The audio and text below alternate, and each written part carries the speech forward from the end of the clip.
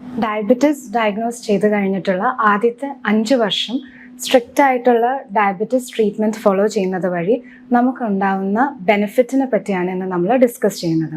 World renowned ആയിട്ടുള്ള 2 studies, അതായത് UKPDS study and DCCT trial എന്ന് പറഞ്ഞ സ്റ്റഡീസിൽ അവർ ആദ്യത്തെ 5 വർഷം ഒരു ഗ്രൂപ്പ് ഓഫ് പേഷ്യൻസിൽ സ്ട്രിക്റ്റ് ആയിട്ടുള്ള ഡയബറ്റിസ് ട്രീറ്റ്മെൻറ്റ് അഡ്ഹിയറൻസ് അല്ലെങ്കിൽ മെയിൻറ്റെയിൻ ചെയ്തു. അത് കഴിഞ്ഞ് അവർ 10 years, 20 years and 30 years follow up ചെയ്തപ്പോൾ അവർ കണ്ടത് ഈ സ്ട്രിക്റ്റ് ആയിട്ട് ഡയബറ്റീസ് ആദ്യത്തെ 5 വർഷം അവർ മെയിൻറ്റെയിൻ ചെയ്ത ഗ്രൂപ്പിൽ വളരെ ബെറ്റർ ആയിട്ടുള്ള ഔട്ട്കം, അതായത് അവർക്ക് വളരെ മിനിമൽ ആയിട്ടുള്ള മൈക്രോവാസ്കുലർ ആൻഡ് മാക്രോവാസ്കുലർ കോംപ്ലിക്കേഷൻസ്, അതായത് ഡയബറ്റിക് റെറ്റിനോപ്പത്തി, പിന്നെ കിഡ്നിയിൽ വരുന്ന നെഫ്രോപ്പത്തി, നെർവ്സിൽ വരുന്ന അവർക്ക് ന്യൂറോപ്പത്തി എല്ലാം വളരെ കുറവായിരുന്നു. കാർഡിയോവാസ്കുലർ, അതായത് ഹാർട്ടിൽ വരുന്ന പ്രോബ്ലംസും വളരെ കുറവായിരുന്നു.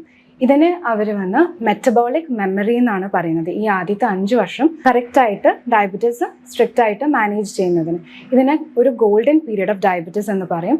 അതുകൊണ്ട് നമ്മളെല്ലാവരും ഡയബറ്റീസ് ഡയഗ്നോസ് ആയതിനു ശേഷം ആദ്യത്തെ 5 years വളരെ സ്ട്രിക്റ്റ് ആയിട്ട് ഡയബറ്റിക് ട്രീറ്റ്മെൻറ്റ് മെയിൻറ്റെയിൻ ചെയ്യണം എന്നുള്ളൊരു റിമൈൻഡറാണ് ഇന്ന് നിങ്ങളോട് പറയാൻ ആഗ്രഹിക്കുന്നത്.